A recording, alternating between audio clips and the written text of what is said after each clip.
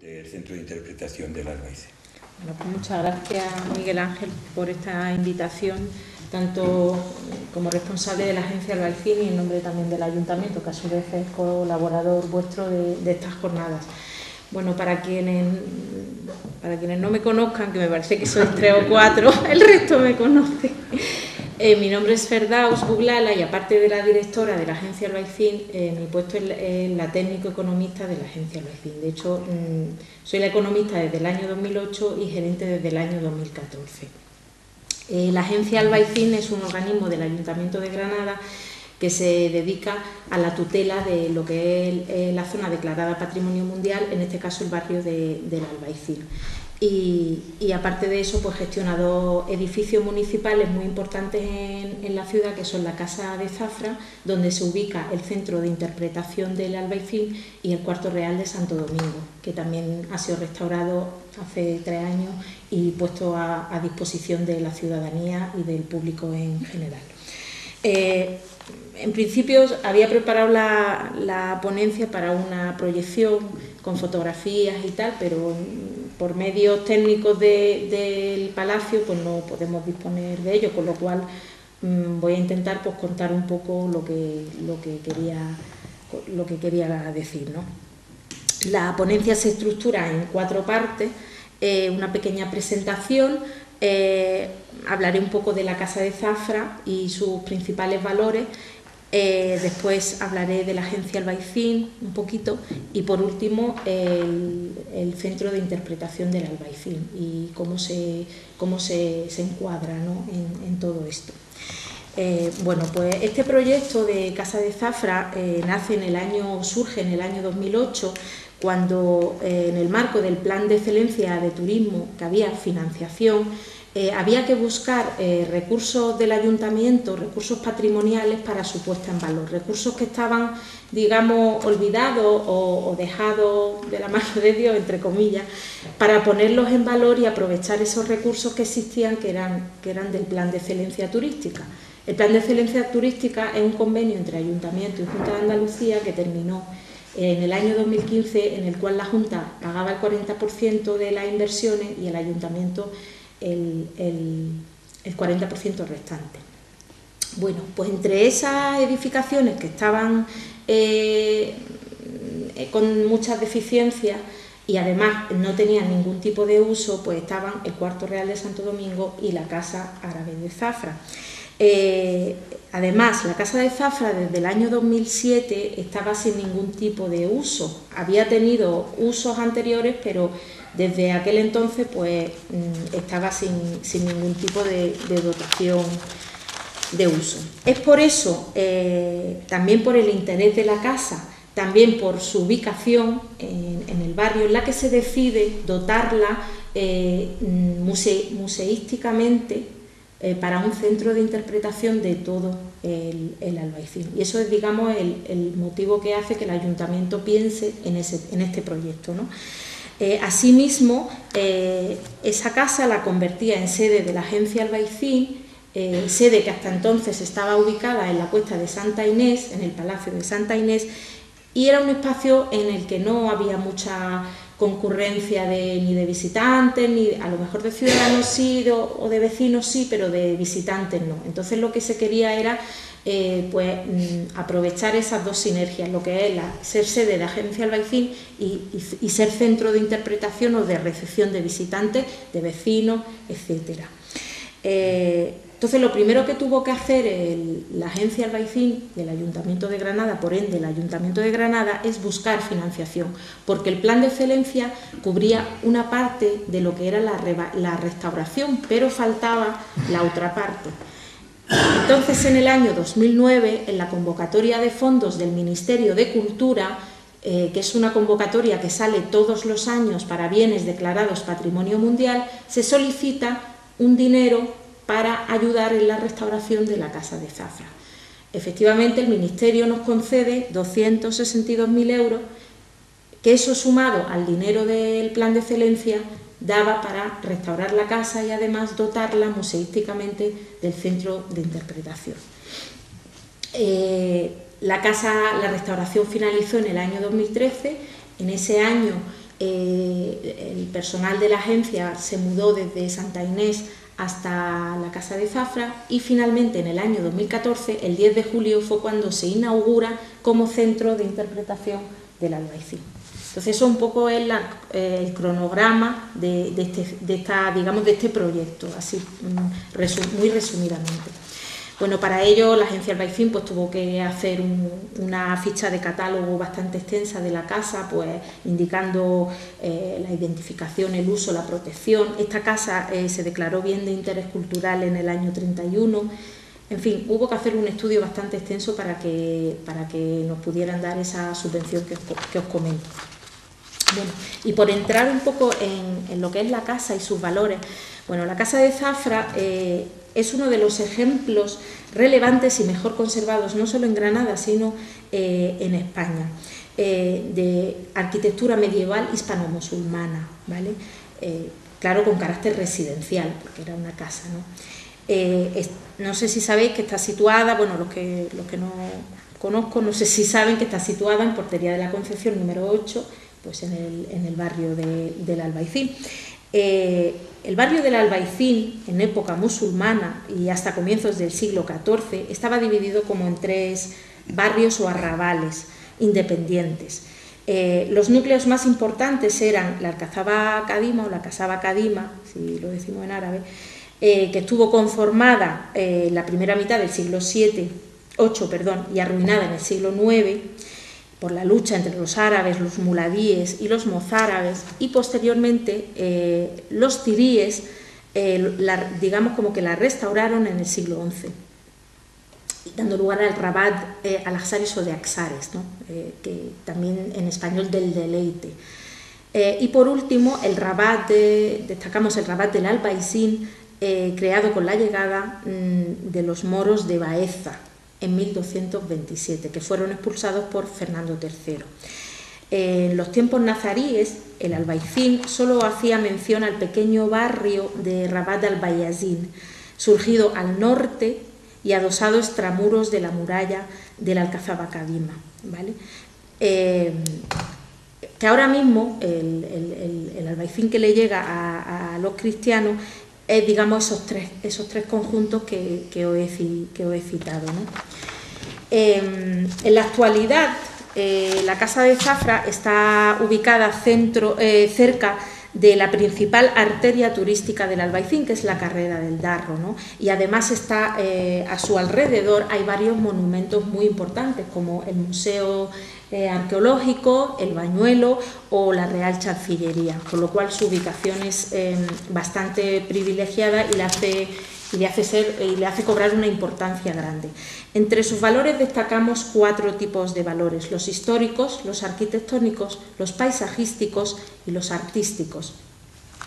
Por deciros 4 pinceladas de cada valor, de cada tipo de valor. Si queréis, la ponencia os la puedo facilitar, a quien esté interesado os la puedo hacer llegar.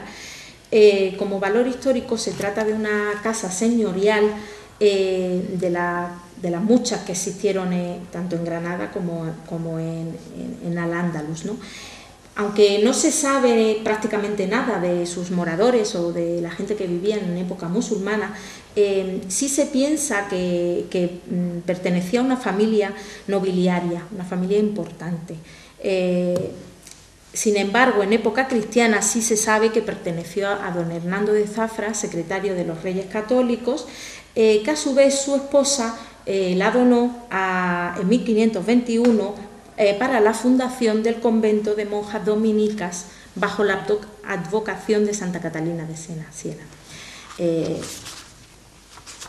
Esto en cuanto a la época de la conquista, ¿no? Posteriormente la casa sí ha quedado preservada dentro del complejo conventual gracias a las monjas, ¿no? O sea que gracias a ella tenemos un testimonio importante que nos queda, ¿no? En el año 1946, durante el mandato del alcalde don Antonio Gallego Iburín, es cuando el ayuntamiento la compra y se hace cargo de su restauración. Esta casa es restaurada varias veces. Como valor arquitectónico queremos destacar que es una casa típica de Andalusí, ¿no? Con distintas características, pues el patio rectangular con la alberca central, los pórticos con los 3 arcos enfrentados, las distintas alanías laterales.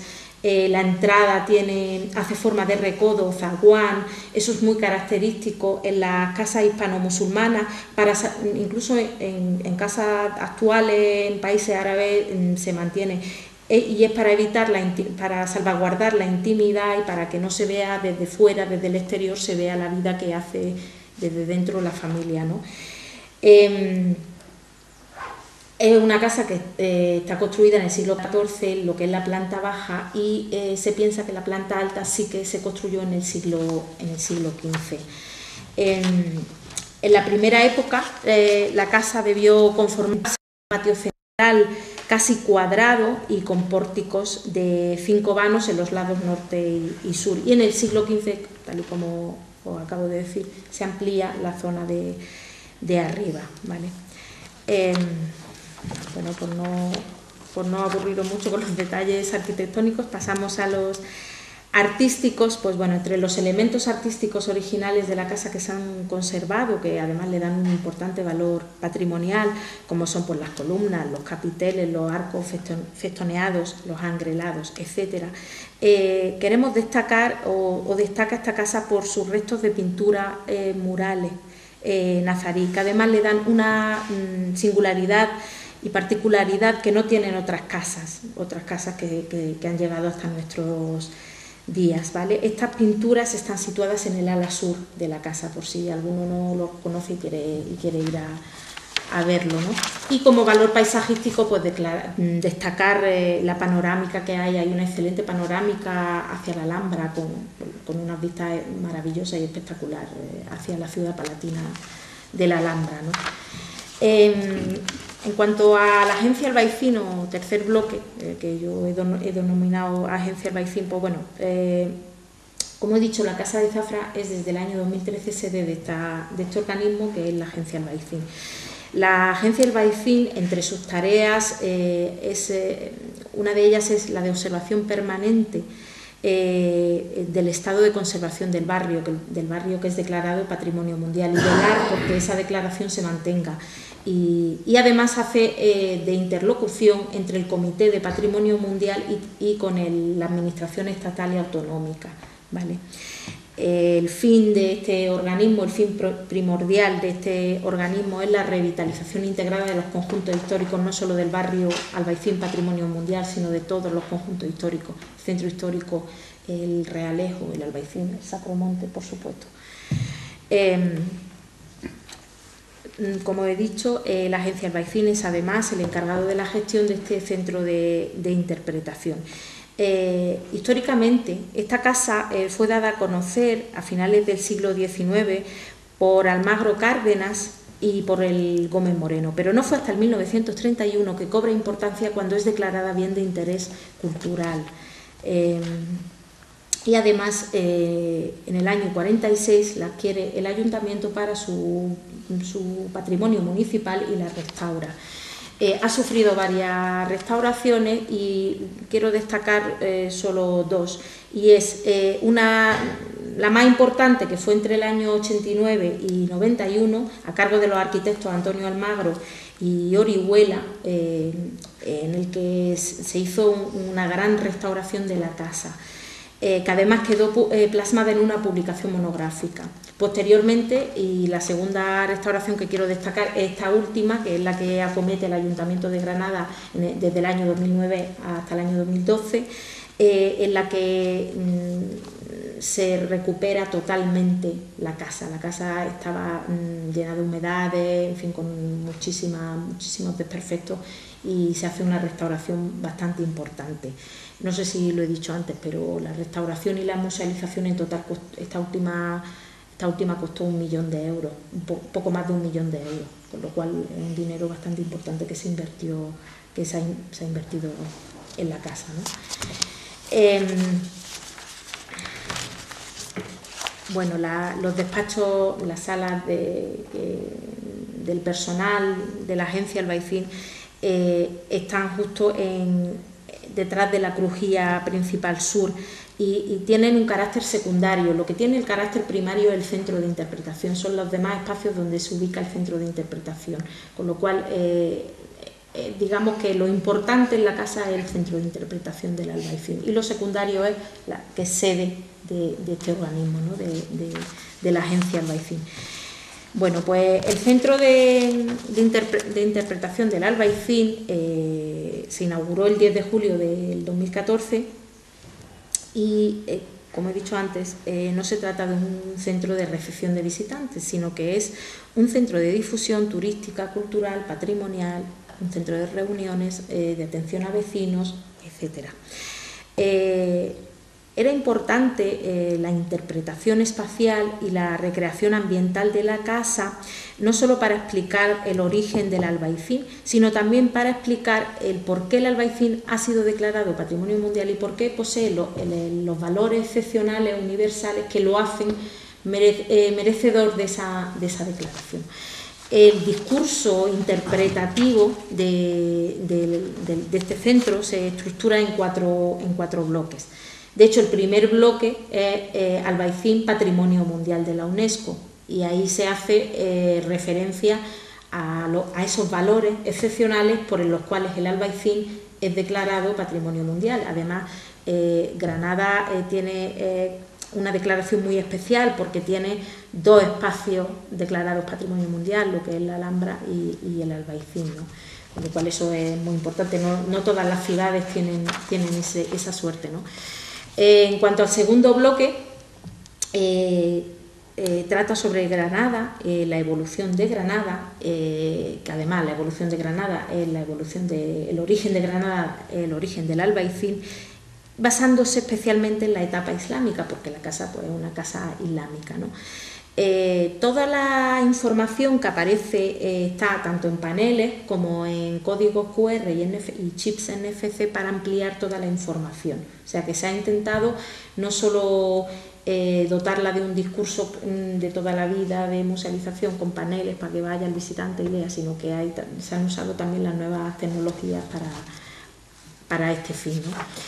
El tercer bloque es el Albaicín, al cual están dedicadas 3 salas dedicadas solo al Albaicín para conocer todo lo que tiene el Albaicín y además los elementos tanto urbanos, las transformaciones del Albaicín, en fin, todo lo que tenga que ver con el Albaicín. Es digamos como lo gordo del centro de interpretación. Luego hay, por último, hay una línea del tiempo que está puesta en una galería que además une la sala oriental con la occidental, que le llamamos la línea del tiempo, que es una línea que describe un panel muy largo, que describe todos los hechos que han ido ocurriendo desde el origen de la ciudad de Granada hasta que el Albaicín es declarado Patrimonio Mundial. Y describe tanto los hechos que iban ocurriendo en Granada como los que iban ocurriendo fuera de Granada, tanto en España como fuera, como en el extranjero. Y la verdad que es interesante, nos la piden muchos colegios y es muy didáctica y creo que merece la pena pues, acercarse y echarle un vistazo. Y por último, como último bloque de la interpretación, como no, había que dedicarle un espacio a lo que es la Casa Nazarí, y en concreto la Casa de Zafra. Entonces se diseñó una sala en la que se explica cómo era la vida islámica en una casa árabe, para qué servían los distintos, pues lo que es la lanía, la alberca, etcétera, lo que es la vida en una casa típica árabe. Basada en Casa de Zafra. Además, en esa sala es donde están las pinturas murales que os he comentado, ¿vale? Que por sí mismo esas pinturas es un reclamo, ¿vale? Bueno, y para terminar, comentaros que bueno, pues las características de la casa, pues también no solo se ha usado, tal y como he comentado antes, lo que es paneles y tal, sino que también se ha usado nuevas tecnologías. los códigos QR y NFC que os he comentado, también recreaciones en 3D en distintas tablets. También se ha puesto a disposición del público una mesa multitáctil en la que contiene varios contenidos de todo tipo, histórico, didáctico, etcétera. Y por último, hay una aplicación que se denomina Casa de Zafra, en la que se establece no solo información sobre el barrio, sino también establecen distintas rutas temáticas para hacer para niños, para familias, para distintas a las típicas que hay normalmente, ¿no? De visitantes, pues desde que abrió al público llevamos más de 250.000 habitantes y la verdad que cada vez nos conoce más gente. Estamos también en el proyecto Dobla de Oro con el patronato de la Alhambra, con todos los edificios hispano-musulmanes, las casas del Chapí, el Bañuelo, la Casa Horno de Oro. Y bueno, yo creo que con los años este centro pues va a ir a muchísimo más. Y yo por mi parte, eso es todo. Pues muchas gracias. Hace como medio año así salía yo por tomarme un café y me encuentro con un señor muy serio que se me encara y dice: oye usted, ¿cómo se interpreta el agua? Y yo digo, es una buena pregunta, ¿no? Porque claro, el agua lo que hace es que corre, nos quita la sed, nos quita la resaca y a veces sirve para lavar, ¿no? Pero ¿cómo se interpreta? Entonces le dije, pues yo creo que lo mejor que puede hacer es usted esperarse aquí a las 12, que tenemos una visita gratuita y guiada y seguro que va a salir contento. El tío es que estaba como diciendo, aquí me parece que hay un gato encerrado, ¿no? Pues salió el tío encantado, vamos a decir, nos dio unas gracias más efusivas por lo que le habíamos hecho. Entonces el misterio de qué se hace allí tendría que haber traído al paisano aquel y que nos lo contara, pero vosotros ya lo sabéis. Por empezar y seguir un poco el guión que ha marcado Ferdao, la casa en la que se ubica, que es el Carmen del Aljibe del Rey, pues una casa restaurada, porque debió ser casa noble y tal, pero había devenido en una casa de vecinos, prácticamente de ruina, estaba en ruina, el ayuntamiento la expropió y la restauró, y en principio fue la primera sede de la agencia del vecino. Sí. Luego cuando se crea la fundación, primero llamada de Mazagra, luego Fundación Agua Granada, pues les dedican esa sede, y la fundación es una fundación, no podría decir que es privada ni pública, porque es público-privada. Tiene mayoría de consejeros privados y dentro de Mazagra hay un 49% de socio privado, un 51% municipal. La casa en la que se ubica es una casa municipal y la fundación, ya digo, es una fundación que nosotros defendemos que es privada, vamos, nosotros, quiero decir, la gente, los asesores jurídicos, y la Junta nos lo ha reconocido, pero no del todo. No que sea una situación legal, pero sí una situación peculiar. Eso en cuanto a la concepción de la fundación. ¿A qué nos dedicamos? Pues a interpretar el agua. ¿Y cómo se interpreta el agua? Aquí está Rafael, que lo interpreta muchos días por los archivos y todo. Bueno, ya bromas aparte, lo que tenemos, como sabéis, porque me imagino que todos, aparte de los que pertenecemos allí, todos la conocerán, tenemos 4 salas. La primera está dedicada al agua y la agricultura, donde se explica, tengo que decir antes que nuestros objetivos suelen ser, son visitas didácticas o educativas fundamentalmente, ¿no? E interactivas.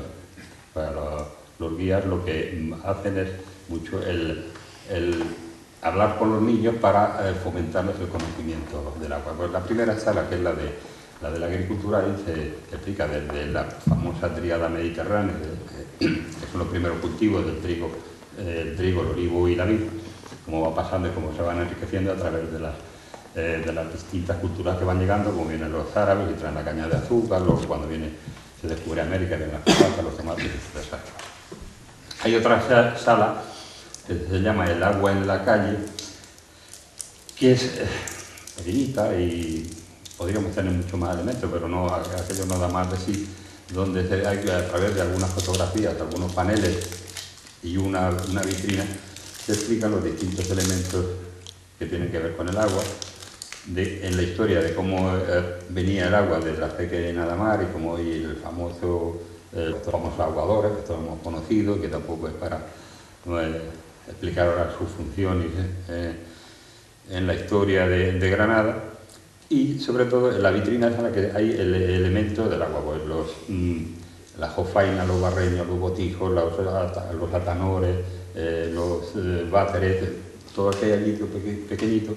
Y eso es lo que más les gusta a los niños, pues claro, nosotros somos una cultura que hemos visto el botijo, el pipo o el búcaro, ¿verdad? Y ellos no, ellos solo conocen el grifo y la nevera y la botella de agua fría. En la otra sala tenemos, esa es la más interactiva, que es donde está la famosa maqueta del Albaicín, una maqueta hecha a escala, en la que se localizan todos los ramales que venían de la acequia de Inadamar por las distintas calles y la situación de todos los aljibes, el bañuelo y el aljibe y qué otra cosa es, los baños de la calle Elvira, de la Casa de los Muertos. Y tenemos una maqueta que para mí es la más original, bueno, por supuesto esta del Albaicín, pero es la del Darro por la ciudad, que esa proviene de una de las primeras exposiciones que hizo la Fundación, la historia del Darro, o el Darro en la ciudad creo que se llama. Y se señala sobre un plano, en vista de plano, el recorrido del Darro cuando iba por la ciudad descubierto. Allí tenemos localizados todos los puentes, toda la situación y todos los monumentos para que los visitantes localicen rápidamente a través del plano de la catedral. Se identifica perfectamente un bloque inmenso, o donde están las Angustias, donde está el Palacio de Batovir y tal, y el recorrido que hacía el Darro por la ciudad. Hay otra sala en la que está dedicada al agua y la industria o la fuerza motriz, que ha tenido tanta importancia con los molinos que ha habido aquí, fundamentalmente molinos harineros, molinos de aceite, ferrerías y fábricas de papel. Y lo más fundamental, la joya del aljibe que está debajo del patio central de la casa, que es un aljibe de mayor capacidad, tiene una capacidad de 300.000 litros, era de público y es el más antiguo de época de la época del rey Badi, construido en el año 1030. ¿Vale?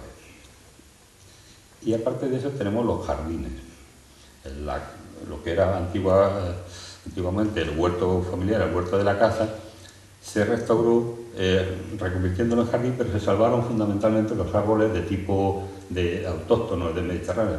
Hay olivos, caqui, granados, laurel, no sé, limonero, naranjo, y sobre todo, y luego también la hierba, los tomillos, la lavanda, la hierbabuena, la hierba luisa, todas esas cosas. Más la alberca con peces, que a los niños encantan.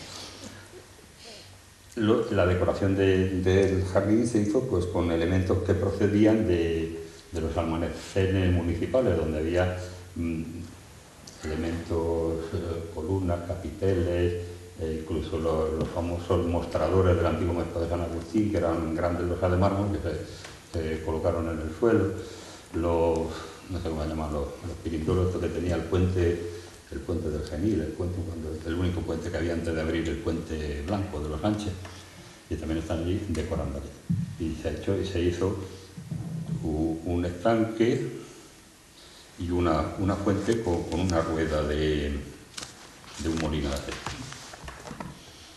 Eso es en cuanto a los elementos. La función que hace la Fundación, pues como decía, era fundamentalmente visitas educativas, no quiere decir que sean solo para niños o jóvenes, educativas para todo el que llegue, porque se les da una paliza. Yo considero una paliza fantástica, porque tenemos un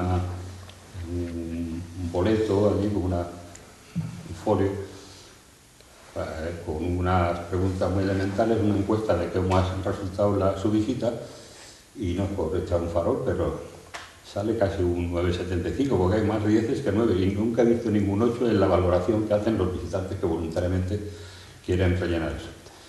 Y claro, yo digo, aguantan una hora esta gente, porque yo no me imagino en Cuenca que un señor me empieza a dar vueltas, pues por lo visto es el ver la facilidad o la riqueza que tienen los guías, tanto Ruth como Javier, para explicar aquello, que hace que la gente se quede maravillada. En cuanto a las visitas, también tenemos cada vez un índice mayor de visitas, y en los tiempos que yo llevo allí, pues hemos pasado de unos 9.000 y pico, ahora estamos ya en 12.000 y pico de visitas mensuales, así, perdón, anuales, ¿no? El año pasado fueron 12.800, este año pues superaremos los 13.000.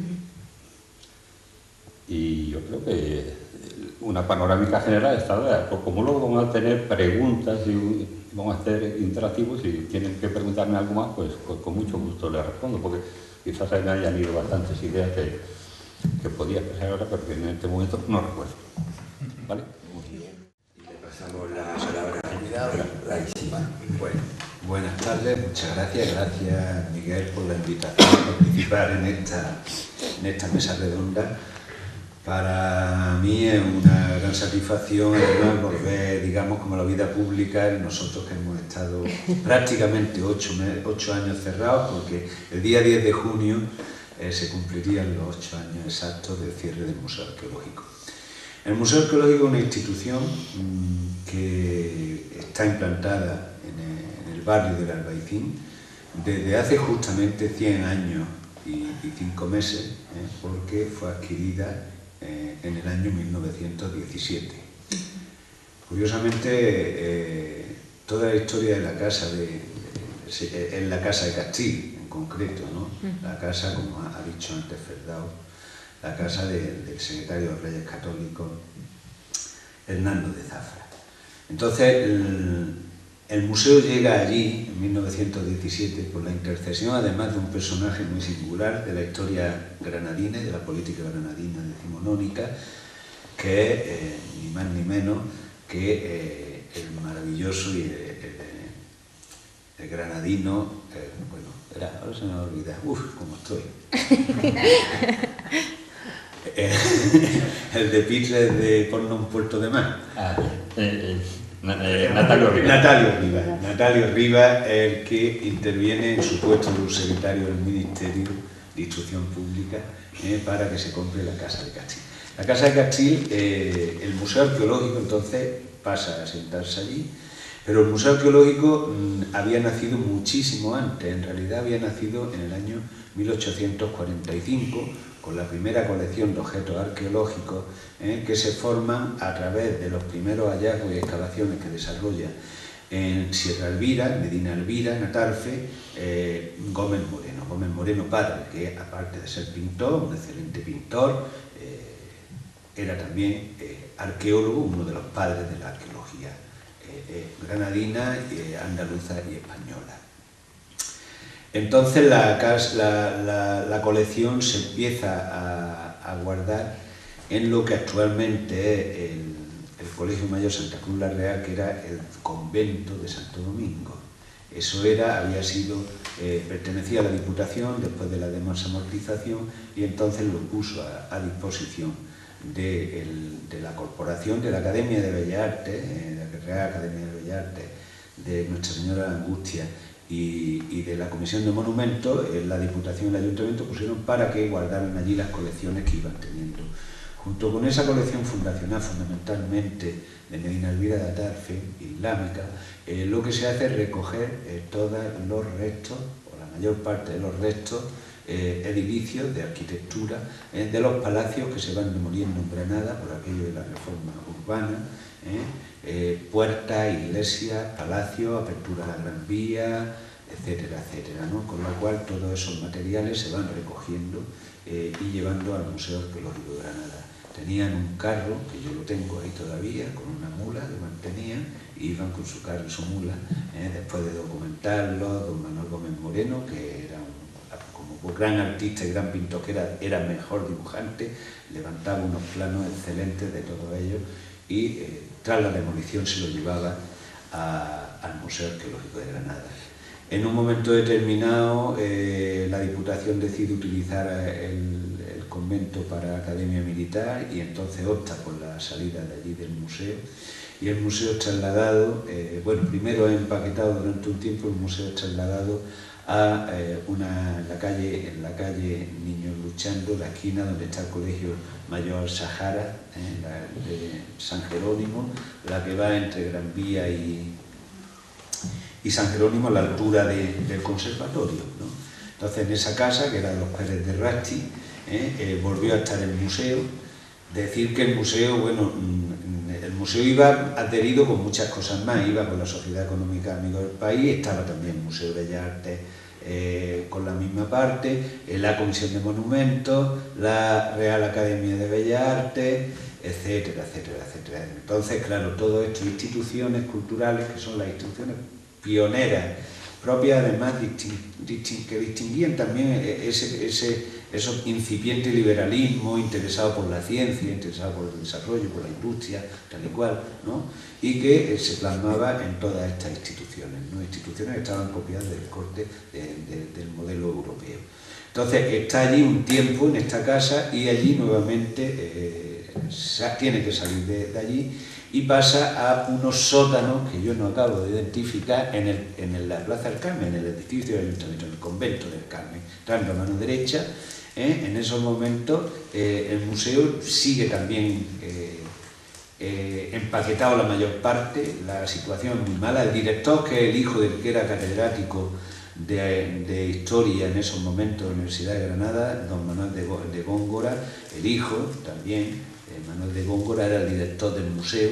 En esos momentos el museo ya deja de ser una institución, digamos, de dominio, de protección provincial a través de la Diputación y local del Ayuntamiento, y ya lo asume el Ministerio, ya se está creando el cuerpo de facultativo de conservadores de museos que asumen su gestión, él es conservador de museos y empieza la gestión, ¿no? Entonces, allí está un tiempo en el Ayuntamiento, no son las condiciones óptimas para el mismo y nuevamente se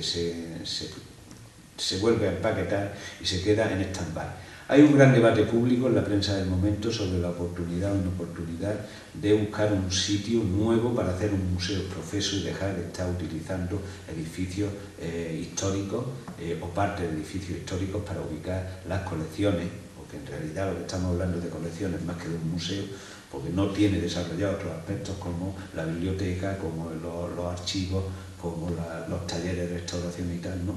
Y entonces el debate es muy interesante, porque se plantean varios solares, entre ellos uno en la prolongación de la Gran Vía, que ya se está construyendo, que es el que después, porque pierden el pulso en un momento determinado, pues ocupa en realidad el Instituto Padre Suárez. Ese solar originariamente era el que tenía que haberse construido allí, es nuevo el Museo Arqueológico de Granada. Con toda esta polémica interviene, como he dicho antes, Natalio Rivas, y le compran la casa a un catedrático de árabe, Leopoldo Aguilar Yangua, que se la vende para construir el museo. En esos momentos ya es conservador del museo y está a cargo de ello don Antonio Gallego Burín, posterior alcalde de Granada y director general de Bienes Culturales, comisario regio, que ya lo era, para el turismo, que ya estaba trabajando, también había trabajado en la ciudad de Toledo y ya estaba imprimiéndole ese espíritu imperial de la ciudad de Toledo. Muy poca gente sabe que es gracias a Gallego Burín. Entonces llega a la Casa Cachín en el año 1917, empiezan a hacer una serie de obras. Gallego Burín trabajaba siempre con Vigelmi como arquitecto, era su arquitecto de cabecera. Toda la vida trabajó Vigelmi en todos los sitios, también en la Casa de los Tiros, en la operación de hacer la plaza de las Pasiegas para despejar la fachada de la catedral, con el objeto de en su momento desarrollar autos sacramentales, etcétera, etcétera, etcétera. Siempre está Vigelmi detrás trabajando en esta operación. Y entonces llegan y la casa es una casa señorial, privada. En un momento determinado del siglo XVII se añadió la Casa de Cachín al convento que antes ha citado de Santo Domingo, que ha citado Ferdau, era como una especie de dependencia relacionada con la parte de los novicios, un noviciado del convento de Santa Catalina de Siena. Es un momento porque la casa de Cachín tiene una hermosa... volvemos ahora a explicar en todo caso un poco la casa. La casa está formada por un primer cuerpo en torno a un patio central que tenía dos alturas en original, y que después en este momento se le añade una tercera altura y un torreón. Destaca de la casa la fachada de un lado en piedra, con una fachada de las mejores renacentistas por el discurso que presenta después de lo que supone como monumento renacentista el Palacio de Carlos V, y una escalera de tradición gótica que yo siempre me he preguntado y nadie me sabe responder, que qué hace una escalera gótica en un palacio renacentista en cuya fachada pone que es de 1579 y se acabó de hacer en 1579. Pero allí hay una escalera gótica que tiene bastante enjundia. Notad que Wilhelmi le hace todas las adaptaciones y bueno, hacen el reparto, lo echan a suerte allí, no sé yo cómo lo hacían, si estilo Caballeros 24 con todo en una jarra y tal, y entonces se reparten los espacios con la Academia, con el Museo de Bellas Artes, con la Sociedad Económica Amigos del País, con la Comisión de Monumentos, ¿no? Y bueno, normalmente el museo en esa época era unos polletes en el patio principal adosado, donde estaban las piedras, generalmente epigrafías, y en las paredes puestos muchos trozos de azulejería de los palacios, de yesería, algunos en las puertas de entrada habían adaptado pues, las yeserías de algunas de las habitaciones importantes de entrada de palacios singulares, como el de Cetimerien, etcétera. Una cosa muy costumbrista, pero bueno, muy poco didáctica. Se le dota de una biblioteca que es compartida y gestionada con la Comisión de Monumentos y con la Academia de Bellas Artes, ¿no? Y ya sí empiezan a tener unos espacios para poder trabajar, investigar y todo esto, ¿no? El museo está en esa situación pues prácticamente hasta los años 60. En los años 60, bueno, se construye en un jardín posterior que tiene, huerto jardín, se construye una galería en los años 50, 40 y tantos, en la cual se implanta el Museo de Bellas Artes, dirigido entonces por Emilio Martínez de Victoria, que es una sala no muy grande, con unos lucernarios arriba, un planteamiento clásico de iluminación de cenital de los espacios de exposición de Bellas Artes, y con unas separaciones en las cuales se van exponiendo los cuadros colgados y diversas esculturas, diversas piezas muebles, ¿no? Ahí está hasta el año 1960, que intentan llevárselo al Palacio Carlos V. Una vez decidido el uso del Palacio Carlos V, que como ustedes saben nunca fue acabado, estaba sin techumbre, estaba sin forjado, estaba en bruto, hubo diferentes intentos. El Museo Arqueológico también, en la polémica cuando iban a construir un museo nuevo a finales del siglo XIX, también se habló de llevarlo al Palacio Carlos V. Total, que se llevan, una vez que se cubre se hacen las cubiertas, se preparan las salas, se lleva allí el Museo de Bellas Artes. Entonces el Museo Arqueológico ya sufre su expansión total. Ya ha salido la Academia de Bellas Artes a la madraza, ya han salido también la Sociedad Económica del País, ha desaparecido, en fin. Casi todos los organismos están ya, y ya está el museo en estado puro, y entonces se despliega. Hay un importante proyecto de museográfico entre el año 1974 y el año 1979, que lo desarrolla. Bueno, se me ha olvidado señalar a una persona singular que hereda en el año 1923 la dirección del museo de las manos de Gallegurín, que es Joaquín Aguara. Joaquín Aguara empieza a dirigir el museo en el año 1923 y continúa dirigiéndolo hasta bien entrados los años 70, ¿no? Y después entra Ángela Mendoza, que está hasta el principio de los años 80, es decir, durante 50 años, más de 50 años, dos grandes mujeres, dirigen una institución cultural importante en Granada, importante en Andalucía, importante en España, en unos tiempos que no era normal que las mujeres dirigieran instituciones culturales importantes. En Granada no, yo cuando se habla de él lo digo siempre, digo no, porque también había una mujer dirigiendo la biblioteca de la universidad, porque estaban catedráticas como Asunción Linares, de paleontología, maestra mía en su momento, etcétera, etcétera. Y entonces, en Granada siempre nos hemos distinguido en el ámbito intelectual, académico, universitario por ser y favorecer el papel de la mujer en puestos dirigentes y en puestos protagonistas, ¿no? Bueno, entonces se hace un montaje ya moderno entre el 74 y 79, que es prácticamente el que se mantuvo con muy ligeras modificaciones hasta que se cierra en el año 2010. En el año 2010 se cierra y ahora lo que se ha abierto es una exposición que se llama, el nombre de la exposición da una idea, una exposición que se llama Tesoros del Museo Arqueológico de Granada. O sea, es una selección muy selecta de piezas de los fondos del museo, que es la que se presenta en 2 salas, que es la que se han restaurado.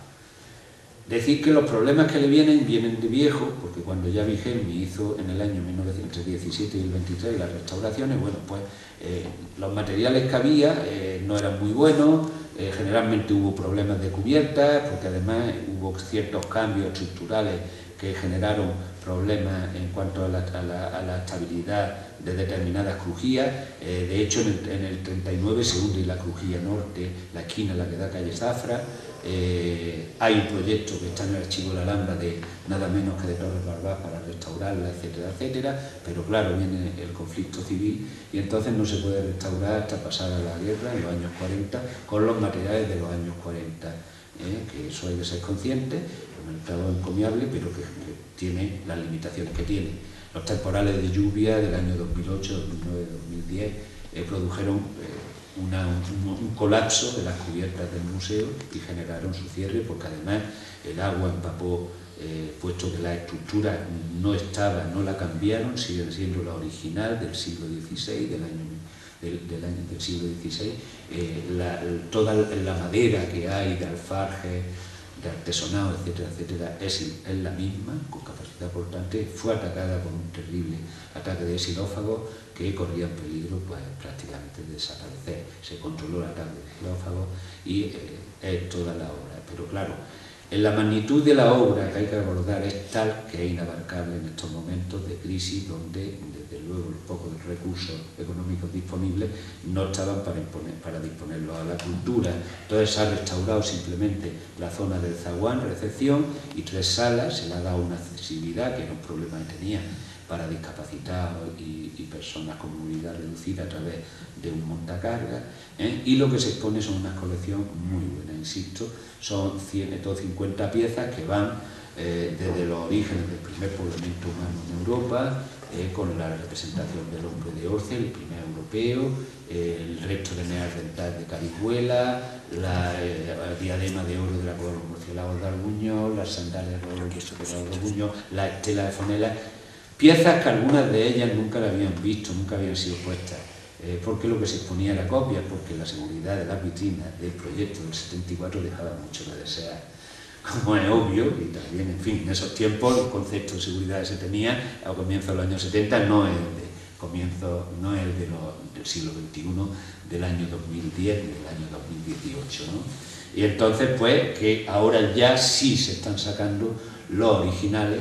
Esas piezas, además, hay otras que estuvieron expuestas hasta el año 74 o en los años 50 se quitaron y se guardaron, por lo cual generaciones y generaciones de granadinos, granadinas y visitantes tampoco lo habían visto. Entonces, lo que se ha hecho es poner una exposición muy potente de originales que abarcan todas las épocas, ¿no? Los alabastrones fenicios, egipcios, traídos por los fenicios de la necrópolis laurita de las muñecas, los amuletos también egipcios, y anillos, escarabeos egipcios de las necrópolis de las muñecas de Puente Noy y de esto. Los restos de la necrópolis ibérica del Mirador de Rolando de Granada, una de las necrópolis ibéricas que tenía, el Mirador de Rolando y el Mauró, eran las 2 grandes necrópolis ibéricas, por una de las inhumaciones también. El toro de Arjona, que aunque sea de Arjona, una pieza de escultura ibérica extraordinaria, y que Pérez de Rasti se la regaló personalmente al museo, porque él era señor de Arjona. Pérez de Rasti se la regaló al museo para su colección fundacional a comienzos del siglo XX, y con el encargo de que tiene que estar en el museo. Lo digo porque ahora que está el Museo Ibero en Jaén empezaron a decir, mire usted, que no se va, que no se puede ir, porque es que la condición sine qua non es esta. Entonces es que se pierde la pieza, pero está, ¿no? Entonces, posteriormente entramos en la sala de la romanización y la sala de Al-Ándalus. La sala de romanización también es muy selecta, unas piezas de escultura, de estatuaria impresionante, el Ganimedes, que pertenecía a la colección privada personal del primer Tendilla, alcaide de la Alhambra, que se la trajo de Roma, de su colección particular, porque él tenía una colección igual que tenían los papas y los grandes cardenales, etcétera, tenía una colección arqueológica, había financiado excavaciones y se la trajo aquí. Lamentablemente se perdió entera y solamente quedó este Ganimedes, que estaba puesto allí en los jardines del Partal, y que Gómez Moreno, en el momento fundacional, se la trajo para el museo. Una Venus, tamaño grande, llamada la matrona de las muñecas, el togado, una pequeña Venus también de Guadix, y la joya de la corona, que es el togado Periate, que es una estatua romana que apareció en el cortijo Periate, cercano a Piña, de un emperador, Claudio II el Gótico, de segunda mitad del siglo I después de Cristo, que es una de las piezas de estatuaria en bronce más importantes de las que hay en toda la península ibérica, porque no hay tantas piezas en bronce y sobre todo tan completa, porque está completa, completamente completa, no existen en todas, es una pieza singular. Después se hace un recorrido por el mundo tardorromano, la confluencia, el final del Imperio Romano, la llegada, porque Granada es frontera entre los bizantinos y los visigodos. Nosotros seguimos siendo Imperio Romano. El Imperio Romano no acaba hasta 1480 y tanto, cuando los turcos conquistan Constantinopla. Eso sigue siendo el Imperio Romano de Oriente. Pues nosotros somos, de ahí de Montefío para arriba, eran de la corte de Toledo, de los visigodos, nosotros éramos súbditos de Justiniano y de Teodora en el siglo VII y VII. Y bueno, después de cerámica, una representación de todas las artes industriales nazaritas, la madera, las primeras taraceas, que no tienen nada que ver con las actuales, metales, tal. Y concluimos con otra pieza singular, una pieza singular en pieza, que es el diente de Orce del primer poblador humano de Europa con 1.500.000 años de antigüedad, y acaba con otra pieza que es un astrolabio fechado en 1470 y algo, 78, quiero recordar, que está construido por un artesano, se llama Inzahual, y que lo ha construido 100 metros más arriba de la casa del Palacio de Castín, que es donde lo tenía.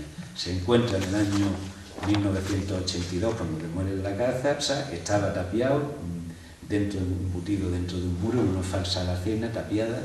Entonces estaba envuelto en un paño de lino con unos aceites y unos ungüentos, se conservaba en bastante. Lo digo con tanto de eso porque es que yo estaba ya en el museo en aquellos años, estaba haciendo las prácticas, estaba recién acabada la carrera, y yo fui el que recepcionó esa pieza. Es una pieza excepcional, única, solamente hay 20 en España de esa cronología, de esas características, está completa. Y además ese astrolabio está hecho en este meridiano de Granada. El astrolabio normalmente la gente lo asocia como un instrumento astronómico y astrológico, fundamentalmente creen relacionado para establecer las horas del rezo y la hora de entrada del día y la hora de entrada del Ramadán. Los astrolabios eran mucho más que eso, eran instrumentos de navegación, mucho antes que el sextante y todo eso, era lo que utilizaban en la navegación por el Mediterráneo las naves islámicas y, por ejemplo, era lo primero que llevaron también en las navegaciones americanas, la gente de Colón y los primeros navegantes. Y también era un instrumento de agrimensura. Les servía como un nivel de topógrafo, un teodolito, para hacer el trazado de las acequias, para medir las fincas, se medían con el teodolito. Es decir, en la primera vitrina además hay otra pieza que es un bifallo. Digo, esta era la navaja suiza que usaban los hombres prehistóricos hace 1.000.000 de años.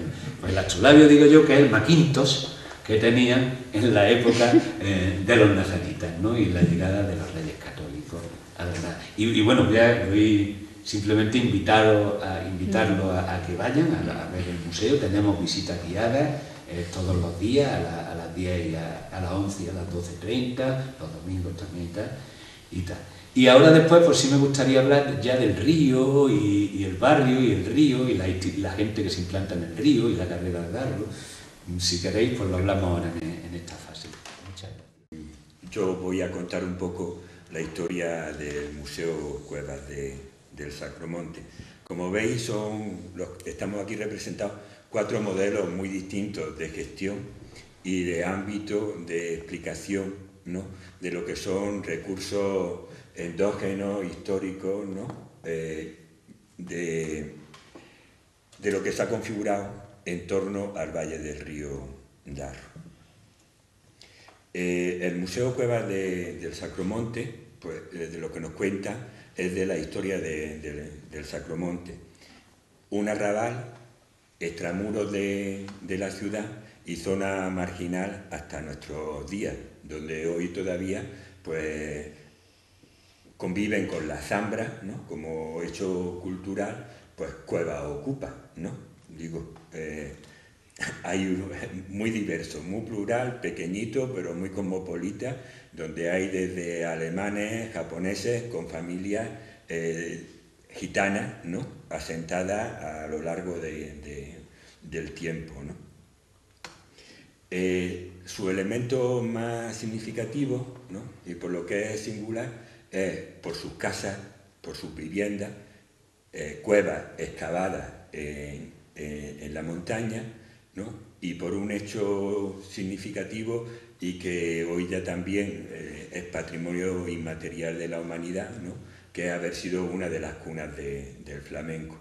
En el origen del flamenco está en Granada el encuentro de los moriscos, que por cuestiones religiosas fueron perseguidos y se fueron extramuros de la ciudad, y los gitanos, que por cuestiones culturales, ¿no?, una tribu errante con idioma propio, también perseguida por el orden administrativo de los reyes católicos cuando se conquista Granada, se van extramuros de la ciudad. Pues fruto de ese mestizaje nace el flamenco y nace en un lugar singular, ¿no?, extramuros de la ciudad y en el valle del río Darro, ¿no?, porque ahí estaba también el camino de Guadix, ¿no?, la A92 de la Edad Media, y que el otro día tuvimos la oportunidad de recorrer un trozo hasta Béar, ¿no?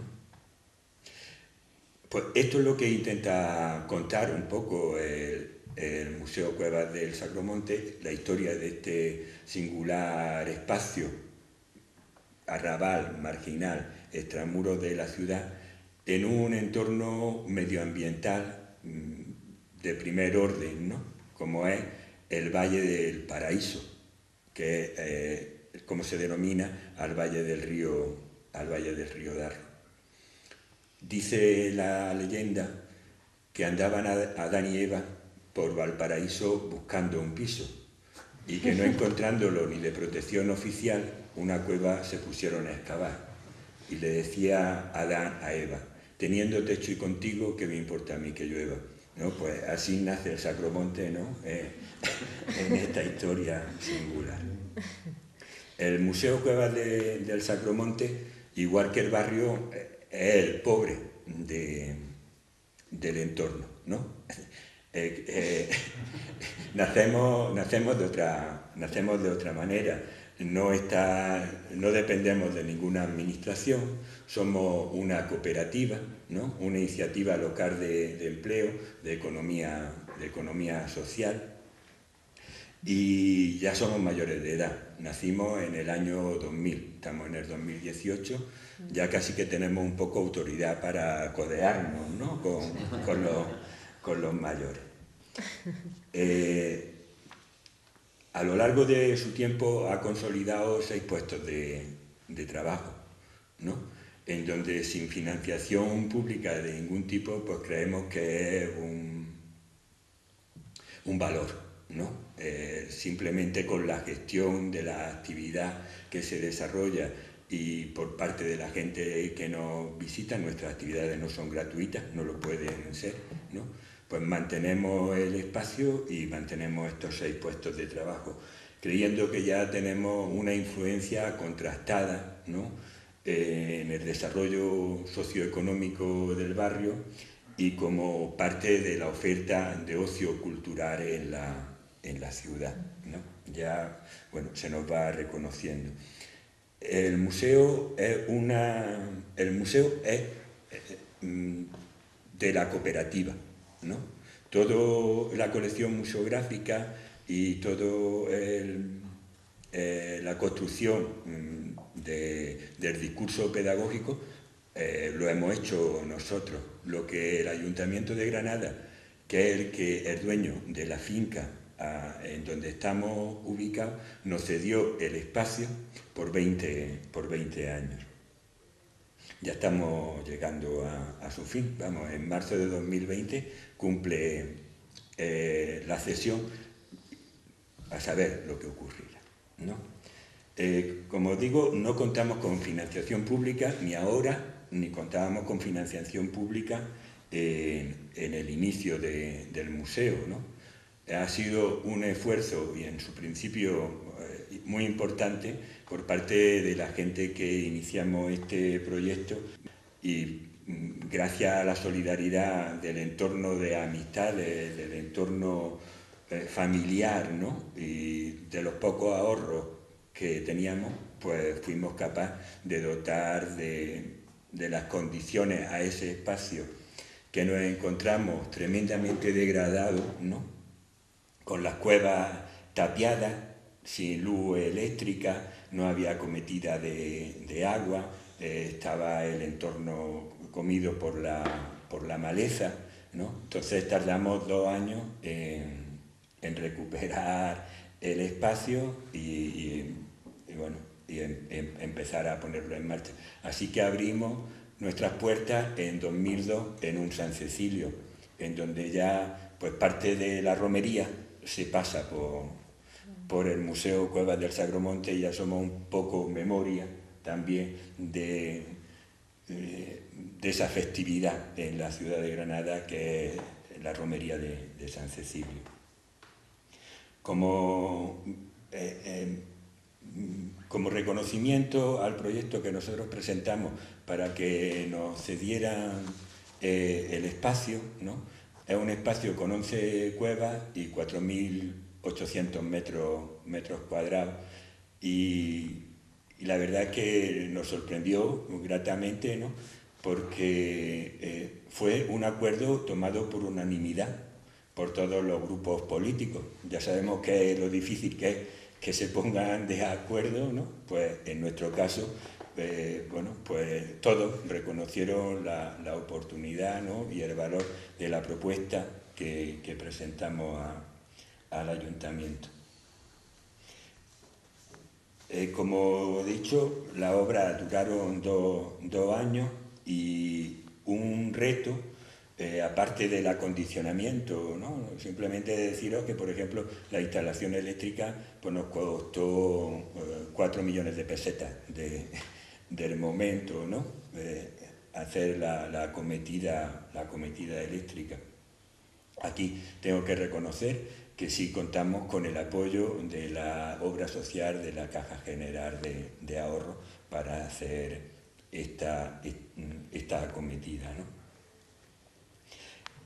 El segundo reto era la adquisición del conjunto museográfico, de todos los objetos que allí tenemos. Y siempre nos encontramos con suerte, ¿no? Yo mismo nací en una cueva, entonces, no era un espacio ajeno, ¿no?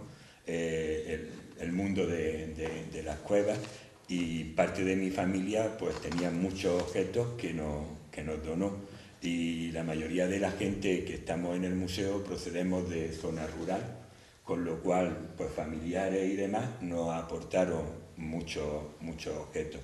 Así también contamos con la solidaridad de los vecinos, ¿no? Que cuando vieron que estábamos acometiendo este proyecto, pues también nos cedieron distintos objetos. Ahí destaco, por ejemplo, la fragua, que tenemos una gran colección de tenazas, ¿no? Y que era de Antonio el Chonico, que ya la tenía abandonada, y nos cedió todo su patrimonio, ¿no? Tuvimos también suerte, por ejemplo, a la hora de conseguir el telar, ¿no? En donde las cuevas son pequeñas y meter un telar en una cueva no era fácil. Pues había una cueva en donde parecía que estaba hecha a medida para meter el telar, ¿no? Hablo de estos oficios, del telar, de la fragua, de la cerámica, con la que también hemos contado con apoyo de algunos vecinos, en este caso de Cerámica Fabri, ¿no? Que tiene su taller en Azagrande, porque parte de la lectura que hace el museo son los oficios tradicionales, ¿no? y los modos de vida. Trabajamos mucho con centros, bueno, diversificamos nuestra actividad. Trabajamos con centros educativos, estamos dentro del programa Granada Ciudad Educadora, entonces todos los años pues, nos vienen una serie de colegios de Granada, donde se le hace una visita guiada, combinada entre el Albaicín y el Sacromonte, ¿no? Haciendo la visita guiada dentro del Museo Cuevas del Sacromonte. Y ahí pues ya después de 18 años reconocemos algunos elementos peculiares, ¿no? Como es que el Sacromonte como zona degradada y vilipendiada, ¿no? Durante mucho tiempo en la propia ciudad, pues muchos padres miraban al museo con recelo y han sido los niños los que han traído a los padres a ver el museo, diciendo si aquello está muy bien, ¿no? Y bueno, pues hemos acercado a una serie de población granadina, gracias a las visitas de estos niños, a que conozcan el museo. Y después ya nos hemos encontrado también con la sorpresa de que niños que vinieron a hacer la visita, hoy son maestros y vienen con sus alumnos, ¿no? Entonces, pues bueno, eso nos llena de orgullo ya un poco el trabajo realizado, ¿no? Otra parte de nuestra actividad es el turismo, ¿no? Entonces, pues trabajamos o hacemos una oferta a los turistas, a los visitantes de Granada, y nos está viniendo gente de todos los puntos del mundo, desde la Antípoda, de Australia o de Alemania, de los sitios más insospechados. Ahora el Sacromonte está muy de moda, o siempre lo ha estado en Oriente, ¿no? Y son muchos los coreanos y chinos los que vienen a visitarnos. Para ello pues tenemos traducción a distintos idiomas, una carta libro que le ofrecemos al visitante, intentando pues acercarle y que le sea cómodo, ¿no? El conocimiento, hacerle llegar el conocimiento. Tenemos traducción en italiano, en francés, en inglés, en alemán, y ya al japonés y al ruso hacemos unas introducciones, no todo, ¿no? Pero también se lo acercamos. Y otra parte es nuestras actividades de verano, ¿no? Donde iniciamos en el verano, ya que las cuevas son pequeñas y están dotadas museográficamente para contar pues desde la vivienda, los establos, los oficios tradicionales, el flamenco o las cuevas en el mundo, ¿no? Entonces no tenemos espacio donde desarrollar actividades donde haya una afluencia grande de gente, ¿no? Pero contamos con una gran placeta, ¿no? Entonces ahí sí hacemos en el verano, al aire libre, pues empezamos en la noche de San Juan, como empezar la temporada, ¿no? A lo que ya se acerca pronto y estáis invitados, ¿no? Se hace un concierto este año con los Gemelos de Granada, no sé si los conocéis, vecinos del Sacromonte, ¿no? Y después pues la hoguera y un conjuro. Ahí presentamos nuestra propuesta de actividades. Y se hace un festival de cine los martes y los jueves, ya con bastante tradición, y que sin contar tampoco, tengo que decir, o a lo mejor me repito, ¿no? Pero es que no contamos con apoyo económico, ¿no? Son nuestros visitantes, ¿no? Son la gente que viene a disfrutar, pues quien sostiene la actividad.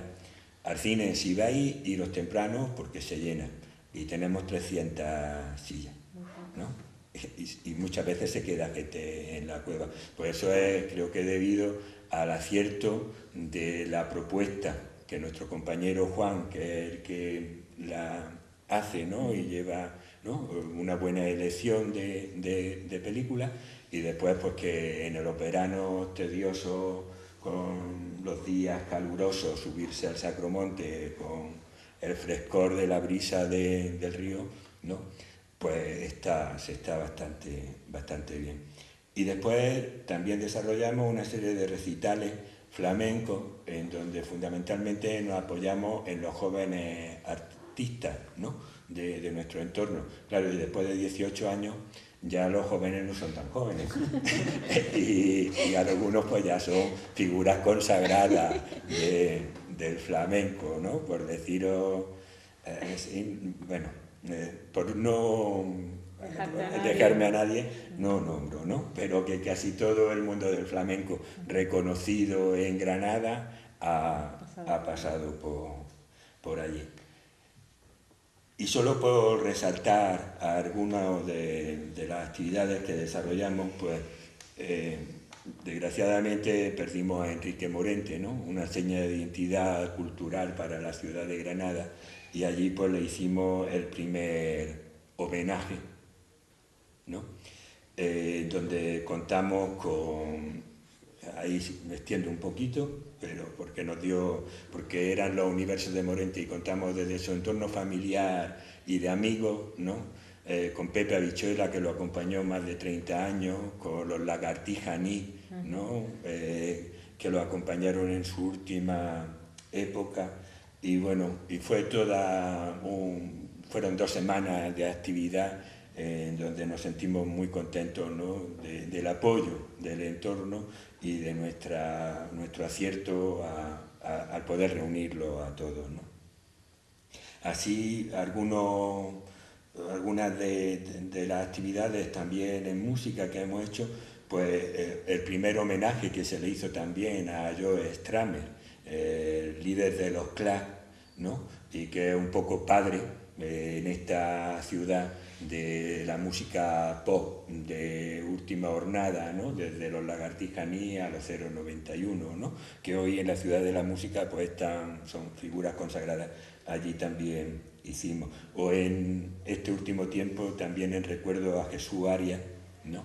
Hermano de Antonio Arias, líder de los Lagartijaní, y periodista, poeta, músico, ¿no? Que es una autoridad, ¿no? Ha sido una pieza clave en la cultura musical de nuestra ciudad. Hemos realizado también festivales en compañía de otras entidades del barrio, como es el Carmen de las Cuevas, ¿no? Con un festival que lo llamábamos Festival de Flamenco de las Cuevas, y hemos hecho producciones propias en homenaje y recuerdo pues a Mario Maya, ¿no? Que cuando venía por allí él siempre nos hablaba de su Camelamos Naquerá, obra maestra e importante en la evolución del flamenco, ¿no? A nivel internacional, claro, el flamenco hablamos de aquí y tenemos que hablar que es el flamenco del mundo, ¿no? Entonces pues hicimos un trabajo que se llamaba Agua y Piedra, ¿no? Y que venía a terminar con el grito que denunciaba Pepe Heredia, ¿no? Queremos hablar, camelamos naquerá, ¿no? Como la marginación al pueblo gitano. Este año pasado hicimos también una producción propia del Sacromonte a Nueva York, un homenaje al Omega en el 20 aniversario de su edición, ¿no? Y esto lo hicimos con una compañía de danza vinculado que trabaja con gente con deficiencia física y psíquica, ¿no? donde aprovechamos todo el entorno y fue muy enriquecedora. Y este año de Lorca, ¿no? Pues vamos a hacer un trabajo dedicado a Lorca y las canciones populares. De nuestra colaboración con las diferentes entidades son fruto estas jornadas y otras que hemos hecho anteriormente con la Alhambra, ¿no? Y que era el objeto era que en las anteriores era darle cuerpo, argumentar por qué el valle tenía que ser bien de interés cultural, zona patrimonial, y hoy ya estamos celebrándolo. Y estando aquí los que estamos, y ya no quiero alargarme, ni la Alhambra, ¿no? Hay un verso que dice: sin este valle y su río, sin este vergel sonoro, nunca hubiera soñado el moro rocas, torres ni jardines. La Alhambra está ahí porque está el río Darro. Sin la acequia real y el agua del Darro, el vergel de la Alhambra no existiría. Pero así no existiría ni este paseo tan bonito que tenemos, ¿no? del río, ¿no? Ni existiría ni el Realejo, al cual le da agua la acequia de Santana, ¿no? Es decir, Granada, la flor dejada por el curso de este río. Sin el río no estaría Granada. Y creo que Granada tiene una deuda con el río, y invito a la gente que estamos aquí, tanto al público como a los que estamos aquí sentados, a que hagamos un esfuerzo por pagar esa deuda. Y creo que el río se necesita un espacio interpretativo propio, ¿no? En el que los que estamos aquí podíamos ser un poco padrinos, ¿no? de ese nuevo espacio interpretativo, para el que sugerimos que, estando aquí en la puerta del valle, podía ser la casa de los guardeses de este palacio, ¿no? Que, de propiedad municipal, y en la que todo, ¿no? Desde el Centro de Interpretación del Agua, el Centro de Interpretación del Albaicín, el Museo Arqueológico o el propio Museo Cuevas del Sagromonte, podríamos conjurarnos, ¿no? Para impulsar un proyecto de estas características.